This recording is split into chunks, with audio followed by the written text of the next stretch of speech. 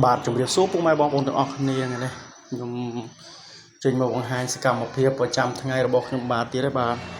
ថ្ងៃនេះយើងរៀបចំកម្លាំងក្បាលបកុងកំប៉ុងសរោ8បងយើងកម្លាំងវាអាកមុខល្មមឥឡូវយើងរៀបកម្លាំងដាក់ប្រើបដាប្រភេទ6208បង6208ឬ32208ហ្នឹងហើយវីដេអូនេះដែរបើសិនបងប្អូនត្រូវការគ្រឿងរមាក់រទេះចំហៀងរទេះពោកសាច់ស៊ីម៉ង់និយាយរួមរទេះគ្រប់មុខបងប្អូនអាចតំណតំណងបានបងប្អូនទីតាំងខ្ញុំបានជាងពៅផ្សារថ្នល់ទៅតឹងផ្លូវជីលេ2ចុះមកប្រហែលដី1គីឡូដល់មកបងហ្នឹងហើយតំណតំណងបានហ្នឹងហើយ